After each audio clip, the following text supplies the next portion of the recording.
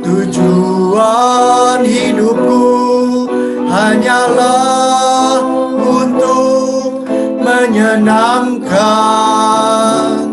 hatimu. Firman Tuhan oleh Pendeta Erwin. Baik, selamat pagi saudara sekalian. Kita akan masuk dalam perenungan firman Tuhan. Saya mengajak kita boleh berdoa. Mari siapkan hati kita. Bapa dalam surga, kami bersyukur saat ini kami boleh mendengar firman Tuhan untuk bersama-sama merenungkan bagaimana firman-Mu menyampaikan pesan yang penting untuk setiap kami. Agar kami boleh dibekali dalam perjalanan hidup kami sebagai orang-orang percaya. Kami mau serahkan waktu ini dalam tangan Tuhan. Pimpinlah Roh Kudus atas segala sarana yang ada, baik multimedia, baik hati setiap kami yang ada di rumah, untuk masuk di dalam perenungan ini. Terima kasih. Inilah doa kami dalam nama Tuhan Yesus. Kami sudah berdoa. Amin. Ya, selamat pagi. Dan hari ini saya sangat sukacita bisa berjumpa dengan saudara-saudari yang sudah lama kita nggak jumpa. Tapi hari ini kita bisa jumpa di Zoom. Ya, suatu kebahagiaan yang boleh. Tadi ada yang bilang, wah ini satu reuni. Betul. Reuni bagi yang orang yang sudah lama nggak jumpa. Sekalipun kami ada terhalang oleh peraturan pemerintah, di mana kita sudah masuk di dalam kondisi di mana kita tidak lagi dalam sementara waktu untuk ibadah di gereja. Karena ada PPKM darurat, yaitu sesuatu kondisi pandemi COVID yang semakin mengganas. Sehingga kami dibatasi untuk aktivitas di luar rumah. Sebagai orang-orang beriman, aturan pemerintah seharusnya menjadi bagian di mana kita taat dan tunduk untuk menyatakan bahwa kita adalah warga negara Indonesia yang baik. Namun di samping itu kita juga menunjukkan bahwa sebagai warga kerajaan surga, kami tidak mendiamkan diri di dalam situasi seperti ini. Tetapi kami tetap memiliki pengharapan. Kami tetap mengejar sesuatu yang Tuhan janjikan, yaitu di dalam satu persekutuan yang indah yang kita boleh di dalam menikmati firman Tuhan. Suatu persekutuan yang Tuhan sediakan untuk memberikan kekuatan bagi kita, untuk memberikan suatu pengertian bagaimana kami di tengah-tengah hidup yang penuh dengan tantangan, yang penuh dengan ancaman. Namun kekuatan itu, yaitu kuasa Tuhan, tetap ada dan hadir dalam kehidupan kita. Saudara kekasih, maka itu, biarlah kita boleh tetap teguhkan iman kita kepada Kristus dan setia, peduli akan kita dengan menjalankan tanggung jawab kita berhati-hati di dalam menjalankan protokol kesehatan. Jangan kita tenggelam di dalam suasana yang membuat kita rasa takut, yang membuat kita kehilangan gairah hidup untuk menjadi pesimis. Sebaliknya kita melihat saat pandemi ini sebagai suatu kesempatan kita memperkenalkan Kristus kepada orang-orang yang sedang kehilangan pegangan. Dalam bahaya, mereka bingung, nggak tahu apa yang harus mereka perbuat. Nggak ada jaminan, baik sisi medis maupun dari semua keadaan. Semua sedang kehilangan untuk mencari jalan keluar. Nah, inilah adalah kesempatan yang Tuhan berikan untuk kita untuk memberitakan Injil kepada mereka. Beritakan kabar sukacita. Beritakan damai sejahtera dari Tuhan untuk mereka boleh mendapatkan ketenangan.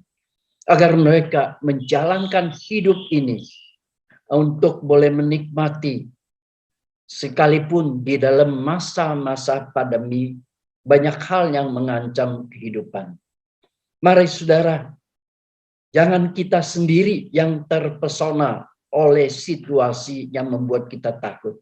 Justru kita mengambil ini saat menjadi momentum untuk memberitakan Injil. Menanyakan ke orang-orang, saudara yang belum percaya. Memberikan mereka suatu harapan di dalam Kristus. Agar mereka boleh percaya dan mendapatkan damai sejahtera bersama dengan kita. Saudara kekasih, pada minggu pertama dari bulan Juli, kita masuk dalam satu topik judul atau tema bulanan yang baru, yaitu berkaitan dengan amanat pemberitaan Injil. Dan hari ini khususnya tema kita adalah memberitakan Injil dengan kuasa Tuhan, yang terambil dari Markus pasal yang ke-16 ayat ke-14 sampai yang ke-20. Saya akan mengajak kita untuk membaca bagian Markus pasal yang ke-16 ayat ke-14 sampai yang ke-20. Demikian firman Tuhan. Akhirnya ia menampakkan diri kepada ke-11 orang itu ketika mereka sedang makan, dan ia mencela ketidakpercayaan dan kedegilan hati mereka. Oleh karena mereka tidak percaya kepada orang-orang yang telah melihat dia sesudah kebangkitannya. Lalu ia berkata pada mereka, pergilah ke seluruh dunia, beritakanlah Injil kepada segala makhluk. Siapa yang percaya dan dibaptis akan diselamatkan. Tetapi siapa yang tidak percaya akan dihukum. Tanda-tanda ini akan menyertai orang-orang yang percaya. Mereka akan mengusir setan-setan demi namaku. Mereka akan berbicara dalam bahasa-bahasa yang baru bagi mereka. Mereka akan memegang ular, dan sekalipun mereka minum racun maut, mereka tidak akan mendapat celaka. Mereka akan meletakkan tangannya atas orang sakit, dan orang itu akan sembuh. Sesudah Tuhan Yesus berbicara demikian kepada mereka, terangkatlah ia ke surga, lalu duduk di sebelah kanan Allah. Mereka pun pergilah memberitakan Injil ke segala penjuru, dan Tuhan turut bekerja dan meneguhkan firman itu dengan tanda-tanda yang menyertai dia. Saudara, memberitakan Injil adalah sesuatu yang begitu penting untuk kita. Dan kita lihat bagaimana ada suatu dimulai dari suatu catatan di mana Yesus hadir ke tengah-tengah 11 murid yang pada saat itu mereka tidak percaya kepada kebangkitan Kristus. Padahal Tuhan Yesus sudah 3 kali memberikan pemberitahuan bahwa anak manusia akan mengalami penderitaan. Mereka akan membunuh dia, dan hari ketiga dia akan bangkit. Dan berita ini terus diberitakan kepada murid-murid untuk kembali mengingatkan mereka bahwa Yesus yang mereka ikut, yang sebagai guru, bahkan juga boleh memanggil dia sebagai Tuhan, adalah Tuhan yang hidup, Tuhan yang penuh dengan kuasa, berkuasa atas hidup dan matinya manusia. Dia memiliki suatu kekuasaan dan menjalankan tugas itu yang diutus oleh Allah Bapa. Maka setelah mereka sudah melihat penampakan Kristus di tengah mereka, mereka sudah mulai mendapatkan suatu pengertian melalui suatu bukti yang nyata bahwa Yesus ada di tengah mereka. Saudara, satu hal untuk membawa kita mengerti dalam suatu situasi murid-murid yang ketakutan. Mereka di dalam rasa kesedihan. Mereka lupa bahwa ada pemberitahuan bagi mereka. Hari ini kita juga ada dalam suatu situasi yang membuat kita ketakutan. Mungkin ada rasa kesedihan yang merundung di dalam hati dan hidup kita. Karena banyak kita kehilangan keluarga atau kehilangan dari saudara atau teman-teman yang dekat. Sangat begitu merasa kehilangan. Terutama saya, beberapa teman-teman dekat saya, ketika ini bukan kena COVID dia meninggal, tapi adalah teman yang sering kita berkumpul bersama. Dia meninggal karena sakit dan dia berobat sampai di Singapura dan meninggal di Singapura. Sebagai suatu teman yang dekat, yang hari-hari kita sering kumpul, dan kita merasakan kehilangan dan merasa sedih itu sangat dalam. Namun, kita hari ini juga mengalami suatu pengalaman seperti itu. Kita merasa takut karena tidak tahu kapan pandemi ini akan berakhir. Kita rasa takut, apalagi dengar kemarin kita lihat dari WA Group, cari oksigen yang begitu sulit. Mau beli tabung nggak ada, mau isi ulang begitu juga sulit. Semuanya menjadi suatu tantangan dan membuat kita rasa takut. Namun, hari ini, dari firman Tuhan untuk membawa kita lihat, ketakutan itu harus kita kembali melihat bahwa Tuhan yang hidup ikut di dalam semua pergumulan kita.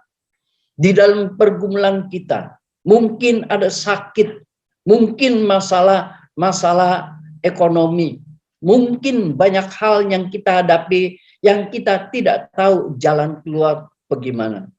Maka hadirnya Tuhan di dalam hidup kita yang melalui iman kita untuk kita melihat bahwa Dia sungguh adalah Tuhan yang hidup. Jangan kita seperti murid-murid yang kehilangan gairah. Mereka kehilangan optimisme. Mereka tenggelam di dalam ketakutan. Mereka hanya bersembunyi dan bangkit, saudara-saudara kekasih. Kita memiliki Tuhan yang hidup. Tuhan yang sungguh nyata hidup dalam kehidupan kita. Dia akan bekerja sekalipun kita tidak tahu bagaimana cara Tuhan bekerja. Tetapi gairah hidup dan optimisme ini harus ada pada diri orang-orang yang beriman, yang sungguh mengalami di dalam karya Tuhan.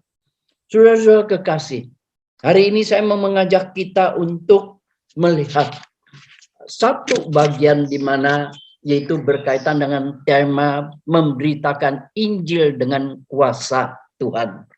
Saudara, kalau kita lihat di sini memberitakan Injil adalah suatu amanat dari Tuhan Yesus kepada setiap orang percaya.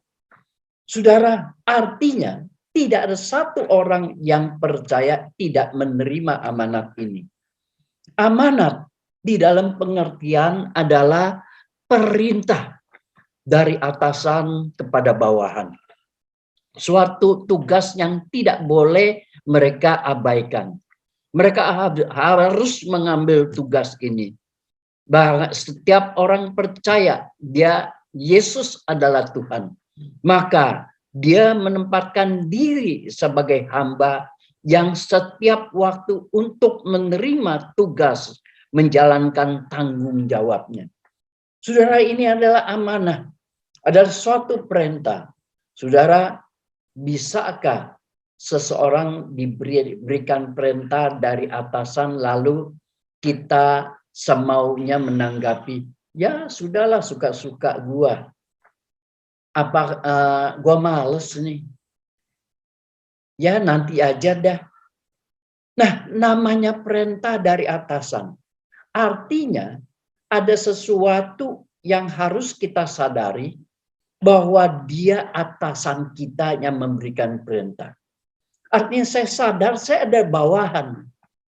Saya bawahan harus tunduk dan taat kepada perintah untuk menjalankan tugasnya. Inilah suatu gambaran bagi saudara dan saya. Ketika kita menerima amanat, artinya satu perintah yang diberikan Tuhan Yesus kepada kita, yang membawa kita sadar bahwa kita adalah seorang hamba, yang menerima suatu amanat untuk menjalankan tugas itu. Bukan untuk kita bilang semau gua dong, bukan kita bilang nanti aja deh, bukan kita bilang ya biar orang lain dah, nanti bagaimana aja. Saudara, itu adalah suatu sikap yang tidak bertanggung jawab. Saudara tidak menempatkan diri sebagai seorang hamba yang baik. Saudara tidak merasakan diri adalah tunduk di bawah suatu atasan yang penuh dengan wewenang. Hari ini, jika kita sadar itu, biarlah kita katakan, Tuhan, aku mau jalankan perintah ini. Ini sebagai suatu respon di mana bahwa kita menyadari bahwa kita adalah orang-orang yang menyebutkan Yesus Tuhan dan sekaligus kita katakan diri kita sebagai hamba. Tidak ada satu hamba yang bisa melawan perintah daripada Tuannya. Tidak ada satu hamba yang berani menentang kepada apa yang dikatakan oleh Tuannya. Hamba cuma bisa tahu setiap waktu untuk mendengar atas apa yang diperintahkan dan dia laksanakan dengan segala tanggung jawab, melakukan yang paling baik. Hamba adalah siap setiap waktu untuk menyenangkan tuannya di dalam menjalankan tanggung jawabnya. Sudah, ini menjadi suatu hal yang perlu kita perhatikan baik-baik. Maka ketika kita memanggil Yesus Tuhan, artinya pada saat yang sama, saya mengatakan dan saya meletakkan diri sebagai seorang hamba. Yang untuk menyatakan, aku siap Tuhan, aku akan jalankan, aku akan menyenangkan hatimu dengan tugas yang engkau jalankan dan aku jalankan dengan sepenuh hati. Bukan dengan pujian yang kita mengatakan menyenangkan hati Tuhan. Tetapi suatu tindakan yang begitu penting yang kita tunjukkan untuk kita mau menyenangkan hati Tuhan. 1000 kali pujian engkau naikkan tanpa engkau melakukan sesuatu perintah Tuhan. Tanpa melakukan apa yang Tuhan hendaki di dalam tugas yang diberikan. Engkau belum menyenangkan hati Tuhan. Pujian adalah sesuatu dari mulut. Tetapi menyenangkan harus dari satu sikap yang ditunjukkan kepada Tuhan dan dilihat oleh orang untuk sebagai suatu sikap tanggung jawab kita. Saudara-saudara kekasih, amanat agung adalah suatu kepercayaan.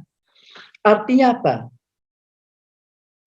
Bagaikan suatu tugas dari satu negara yang mengutus seorang duta besar, dia dipercayakan menjadi duta besar di suatu negara. Artinya, dipilih untuk menjalankan satu tugas. Yang tugas ini adalah tugas yang mulia. Tugas yang bukan sembarangan tugas.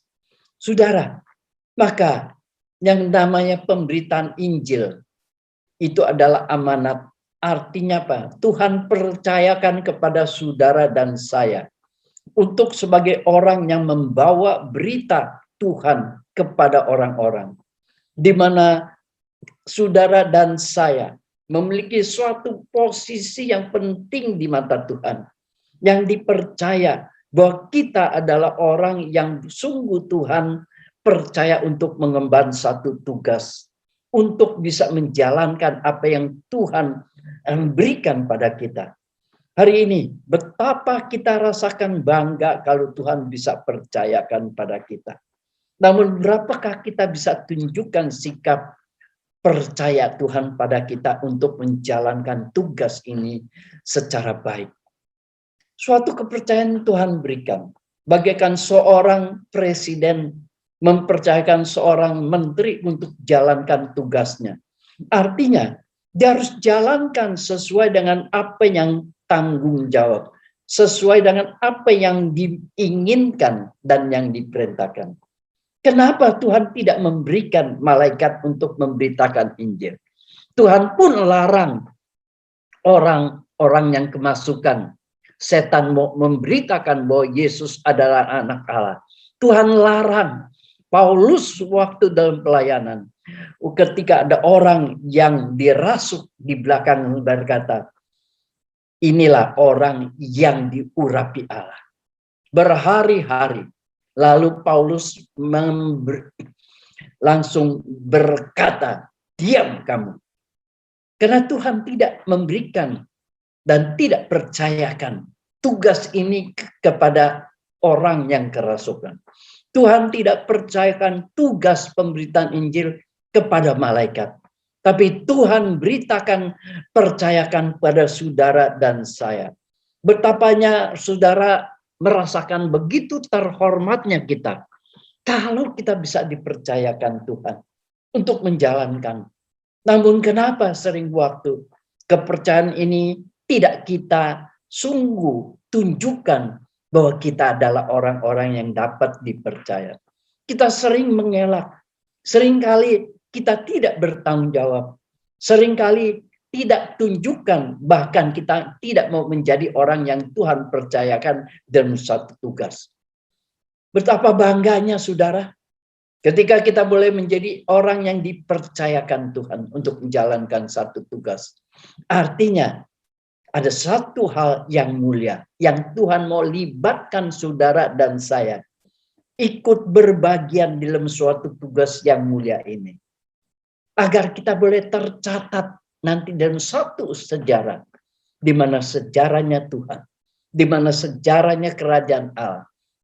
Ada nama saudara, ada nama saya, ada nama semua yang ikut di dalam melakukan tugas-tugas yang dipercayakan. Mari saudara, biar kita sadar betapa mulianya saudara dan saya. Kalau boleh dipercayakan oleh Tuhan, diberikan amanat, diberikan mandat untuk menjalankan tugas ini. Karena engkau dipercaya. Mari saudara kekasih, biar kita melihat tugas ini bukan menjadi satu beban. Tugas pemberitaan Injil bukan sesuatu yang memalukan. Tugas pemberitaan Injil bukan sesuatu yang terpaksa, tetapi ini adalah sesuatu amanat yang diberikan. Perintah kepada saya sebagai seorang hamba. Berikan sebagai suatu kepercayaan, karena Tuhan percaya kita untuk mengambil bagian dalam tugas yang mulia ini. Yang kedua, pemberitaan Injil sebagai tanda bukti seorang percaya bahwa Tuhan Yesus adalah Tuhan yang berkuasa. Saudara, ketika murid-murid sedang bersembunyi, maka Tuhan mengatakan dalam ayat ke-14, mereka semua tidak percaya kepada Kristus yang bangkit. Mereka tidak percaya atas berita kepada orang-orang yang menyaksikan kebangkitan Kristus. Mereka di dalam ruangan, mereka ketakutan, mereka bingung, mereka sedih. Seakan-akan mereka kehilangan imannya. Hari ini Tuhan hadir di tengah mereka. Tuhan pun hadir di tengah kehidupan kita. Sebagai orang beriman, maka Tuhan berikan satu tugas, itu pemberitaan Injil untuk kita boleh membuktikan iman kita terhadap Tuhan. Hari ini saya mau bertanya, jika kita percaya bahwa Tuhan itu penuh dengan kuasa, maka kita tidak cukup dengan iman, pengakuan iman di dalam mulut. Pengakuan boleh pengakuan. Saudara boleh tiap hari mengaku, membaca atau mengikrarkan pengakuan iman rasuli. Saudara boleh berbicara kepada banyak orang bilang saya percaya Yesus. Saudara boleh berkata kepada teman atau saudara keluarga berkata saya percaya pada Yesus. Maka iman itu harus dibuktikan oleh suatu tindakan. Jika engkau percaya, jika kita percaya bahwa Yesus yang bangkit itu adalah Tuhan yang penuh dengan kuasa, maka janjinya bahwa semua tanda-tanda kekuasaan Tuhan akan menyertai di dalam pelayanan kita. Saudara, Tuhan mau kita orang yang percaya membuktikan iman kita. Bukan hanya dalam pengakuan kita. Membuktikan iman kita untuk menjalankan tugas Tuhan. Untuk menjalankan dengan berpegang pada janji Allah. Hari ini saya mau bertanya. Kalau Tuhan mengatakan, engkau masuk di tengah-tengah pemberitaan itu. Untuk menyatakan engkau adalah orang yang sungguh beriman kepada Kristus yang telah bangkit dan memiliki kuasa tentang hidup dan mati. Apakah engkau masih tidak percaya? Apakah engkau sudah mengalami suatu pembaruan atau kesegaran iman? Atau dia sudah di cover kembali iman kita? Jika iya, saudara, kita tidak cukup hanya berkata saya beriman. Tidak cukup kita hanya mengatakan kepada orang-orang dan mengikrarkan iman kita. Tetapi Tuhan mau memberikan satu perintah ini untuk kita membuktikan iman kita dengan menjalankan tugas pemberitaan Injil. Saudara, murid-murid diberikan karena mereka dari tidak percaya melihat dalam penampakan Kristus hadir. Mereka percaya lalu diberikan suatu perintah untuk membuktikan bahwa sungguh mereka percaya pada Kristus yang hidup, yang penuh dengan kuasa, yang memberikan kuasa kepada kita menjalankan semua tugas-tugasnya. Hari ini saudara, jika engkau adalah orang-orang yang sungguh beriman kepada Kristus yang bangkit, engkau percaya kepada Kristus dalam segala janjinya. Jika engkau percaya bahwa kuasa Kristus, kuasa Allah menyertai kita di dalam seluruh hidup kita, baik di dalam pemberitaan firman maupun di dalam segala yang kita jalani dan kita hadapi, maka jalankan untuk membuktikan bahwa engkau sungguh beriman, untuk membuktikan bahwa kita sungguh percaya pada Yesus yang hidup, yang telah bangkit. Hari ini terlalu banyak kita cuma bisa berkata kita percaya, tetapi kita tidak bisa membuktikan iman kita dalam suatu tindakan. Kita cuma ngomong kita percaya janji Tuhan, tetapi kita tidak bisa buktikan bahwa kita sungguh percaya akan janjinya Tuhan. Hanya melalui suatu tindakan saudara.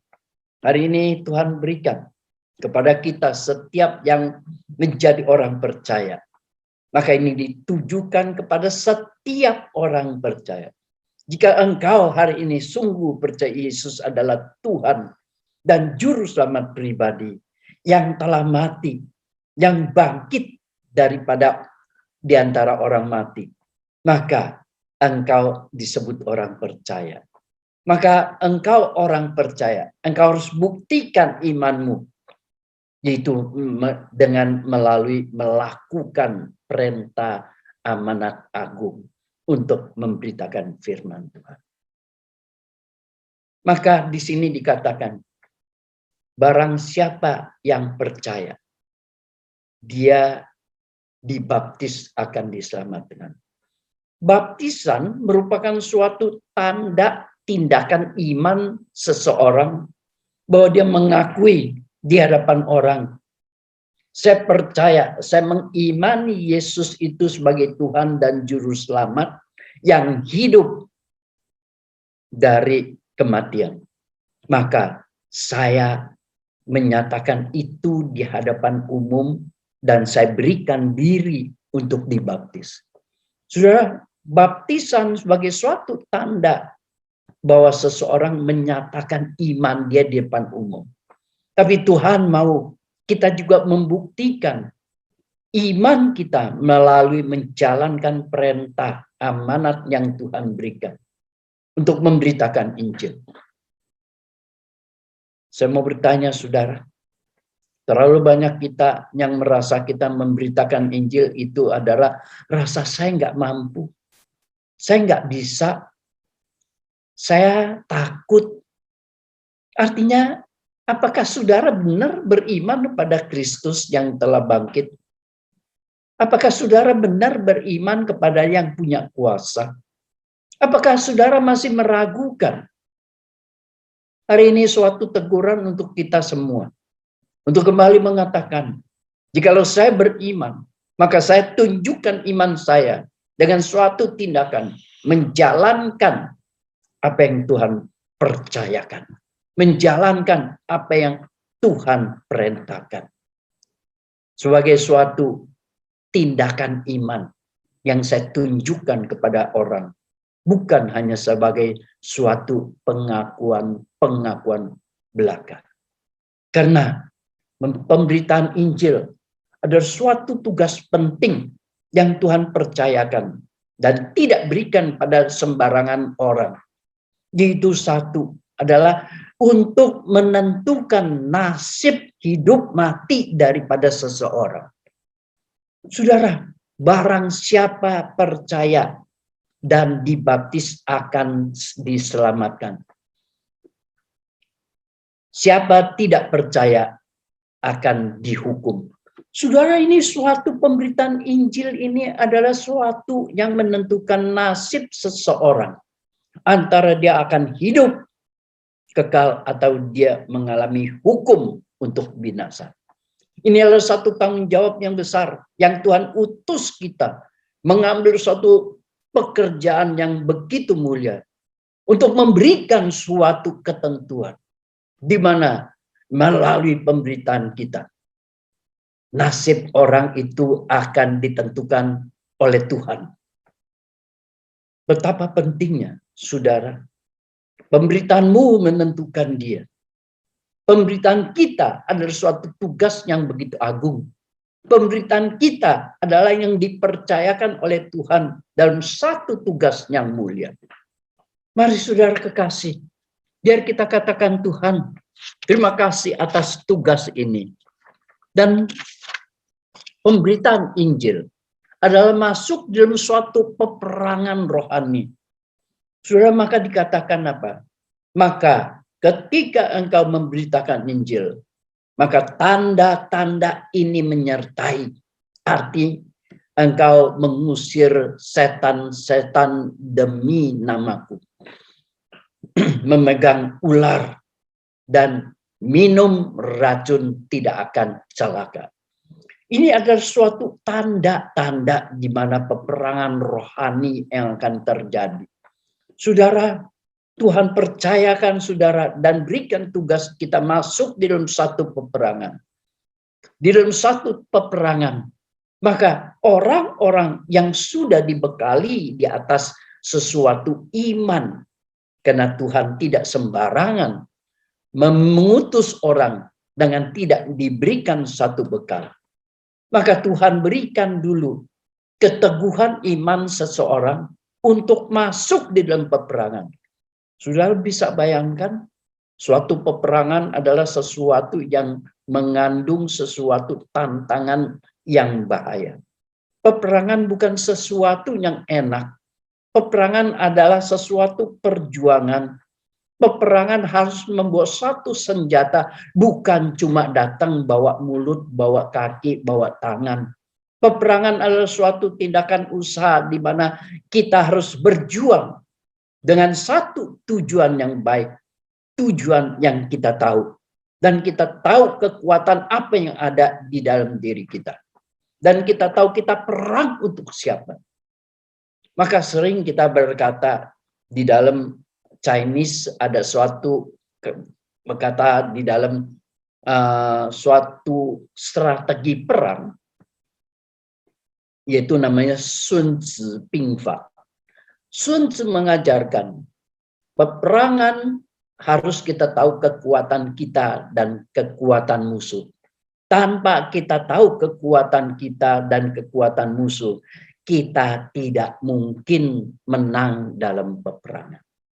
Hari ini kita harus tahu, kekuatan kita di dalam perang adalah kuasa Tuhan yang ikut menyertai kita. Kita bukan perang dengan kekuatan kita. Kekuatan kita tidak ada apa-apanya, saudara. Kekuatan kita, kalau cuma mengandalkan kekuatan kita, maka manusia dengan fisik, dengan mental yang bisa bergoyang, bisa fisik yang rapuh, kita tidak mampu masuk dalam satu peperangan rohani yang begitu pertarungan yang keras. Tuhan bekali kita, bekali dengan senjata, itu kuasa Tuhan untuk masuk. Sudah kita tahu ada kuasa, maka waktu kita perang, kita membawa kuasa. Kita bukan bawa cuma bacot kita. Kita bukan cuma bawa hanya sekedar beraninya kita. Tapi ada satu kuasa yang Tuhan berikan untuk kita masuk di dalam peperangan rohani. Agar kita dilengkapi ketika kita menghadapi. Kita perang dengan kuasa kegelapan, saudara. Ketika Injil diberitakan, maka terjadi suatu peperangan rohani. Setan mereka merasa mereka diperangi. Mereka akan mendatangkan sesuatu akibat yang untuk menghalangi Injil diberitakan.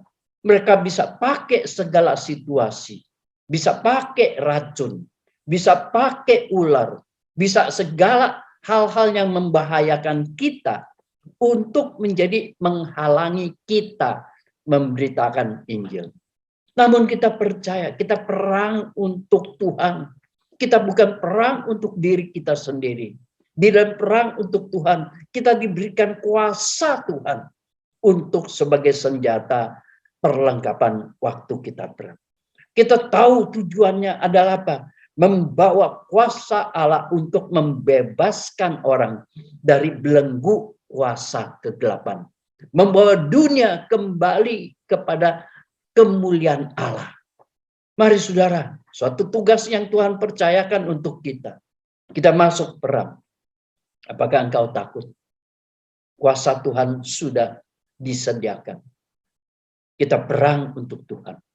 Tuhan tidak tinggal diam. Dia bertanggung jawab atas saudara dan saya.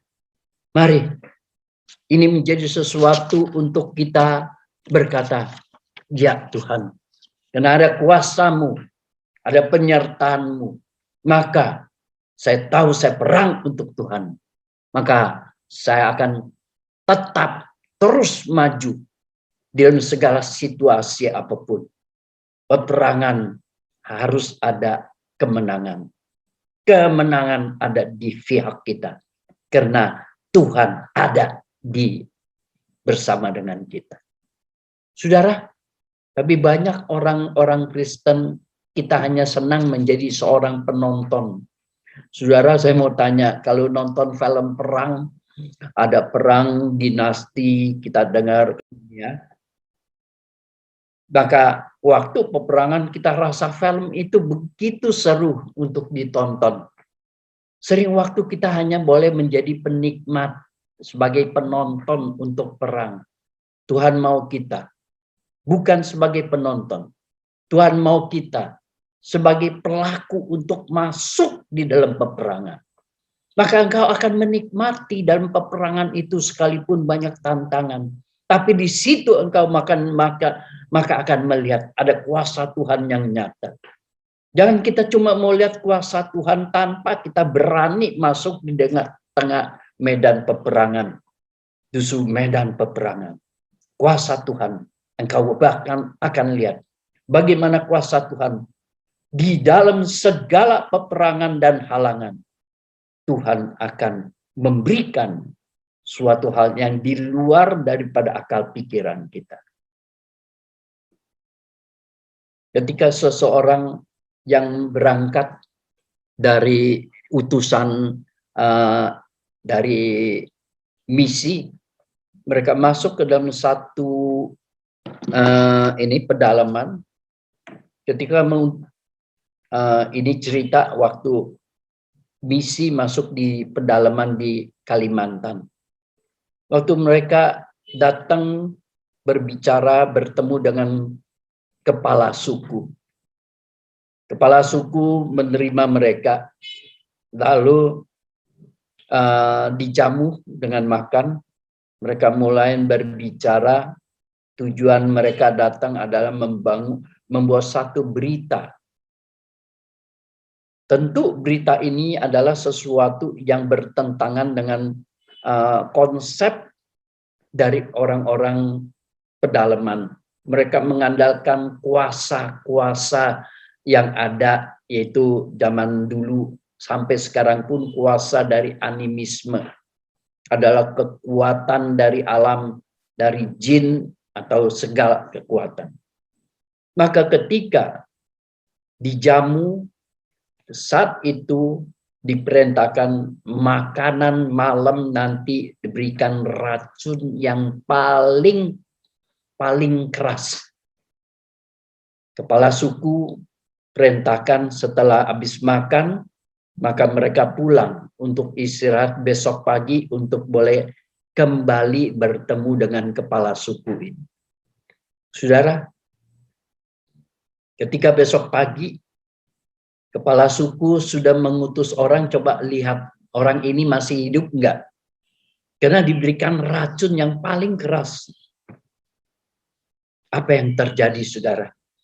Ketika orang yang diutus sedang ngintip-ngintip melihat misionari ini bangun dan berkata, "Selamat pagi. Sudahkah waktu malam ini enak tidur?"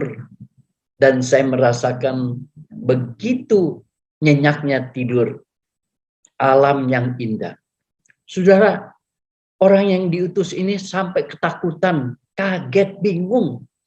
Lalu dia datang kepada kepala suku dan berkata, kedua orang itu masih hidup dan segar bugar. Saudara, satu bukti di mana kuasa Allah menyertai. Akhirnya kepala suku itu memanggil, undang dia datang. Kita berikan jamuan makan yang paling baik dan katakan kita mau mendengar, bahkan kita mau percaya Tuhannya terlalu hebat. Lebih hebat daripada Tuhan yang kita percaya. Saudara, ini adalah terjadi yang sesungguhnya. Suatu kesaksian dari misionari yang diutus di dalam pedalaman Kalimantan. Hari ini, saudara, mungkin kita tidak mengalami seperti itu. Tapi kita mengalami suatu tantangan yang berbeda. Hari ini mungkin banyak yang terjadi penganiayaan, diskriminasi. Tapi percayakah kuasa Tuhan tetap ikut menyertai kita, memberikan jalan keluar, dan menjaga kita? Mari saudara, buktikan imanmu dengan masuk dan berkata dalam perang rohani. Dan berkata, Tuhan, saya siap. Karena saya tahu saya perang untuk siapa. Saya tahu kuasa dari mana. Dan tujuan apa untuk saya perang. Dan pada akhirnya, memberitakan Injil adalah kita bawa masuk di dalam dunia untuk membawa damai sejahtera kepada dunia yang mengalami suatu beban berat, kepada dunia yang di dalam segala ketidakpastian, dunia yang terus di dalam menuju kebinasaan. Maka saudara dan saya adalah orang yang dipercaya membawa damai sejahtera ini dengan diberikan bahasa-bahasa yang baru. Bahasa yang baru adalah bahasa yang bisa dimengerti oleh orang, bukan bahasa yang tidak dimengerti. Maka yang disebut bahasa artinya bisa dimengerti, tapi mungkin asing buat saya. Saudara, bahasa ini, bahasa baru adalah apa? Ketika murid-murid rasul-rasul pada hari Pentakosta, maka mereka berbahasa yang bisa dimengerti oleh masing-masing orang yang datang dari daerah masing-masing. Maka tergenapilah apa yang Tuhan katakan. Engkau menyampaikan berita tidak akan sia-sia. Pemberitaanmu Tuhan ikut bertanggung jawab. Maka Paulus berkata, ada karunia berbahasa lidah, ada orang yang menerjemahkan. Artinya ada satu bahasa yang baru kepada orang-orang yang belum percaya. Sesuai bagi kita adalah suatu bahasa yang asing. Tapi Tuhan pakai, ada orang yang memiliki karunia untuk membawa berita-berita ini sampai ke tengah mereka. Bahasa komunikasi bukan hanya sekedar dari bahasa.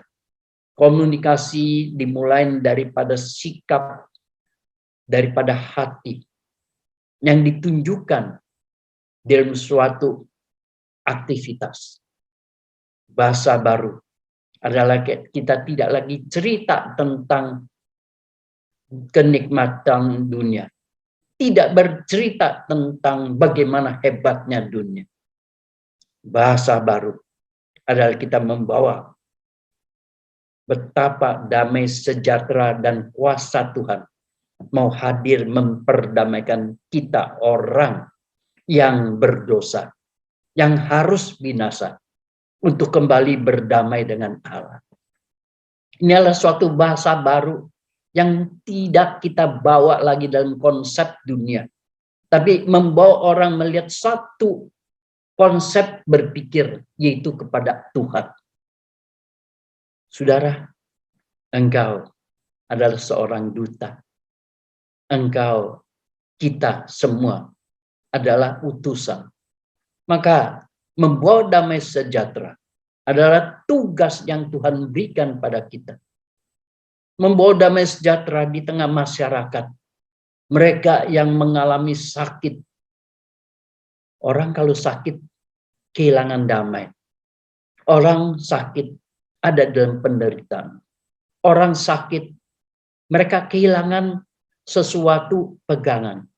Saudara dan saya, yaitu diutus oleh Tuhan untuk membawa damai sejahtera daripada Kristus untuk mereka melalui pemberitaan Injil dan doa bagi mereka.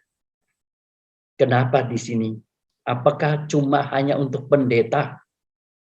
Apakah hanya tugas ini diberikan kepada penginjil? Tidak. Markus melalui firman Tuhan Yesus mengatakan, tanda-tanda ini, kuasa Tuhan akan dinyatakan dan disertai oleh orang-orang yang percaya. Siapapun kamu, latar belakang apapun kamu, jika engkau adalah orang percaya, maka tanda-tanda ini akan menyertai kuasa Allah ikut bekerja di dalam tugas pemberitaan. Apakah saudara percaya bahwa Kristus yang mati itu bangkit dan dia sungguh adalah Tuhan? Maka biarlah kita jalankan tugas amat sebagai tanda kita membuktikan iman kita.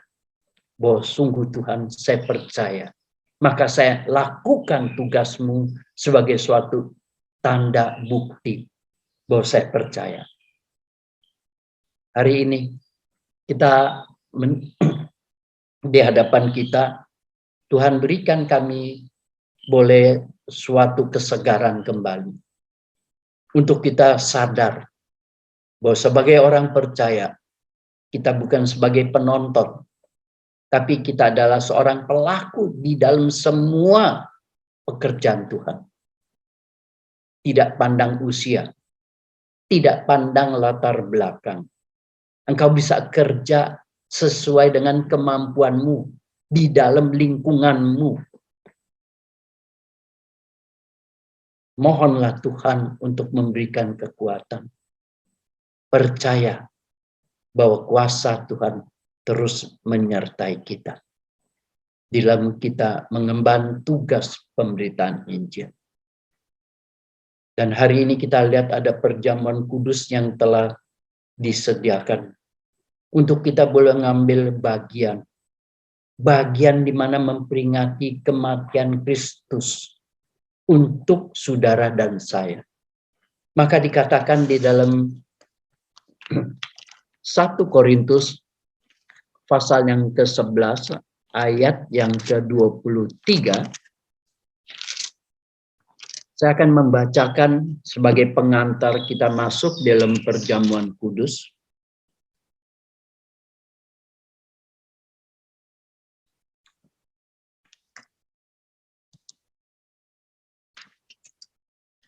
Satu Korintus pasal 11 ayat yang ke-23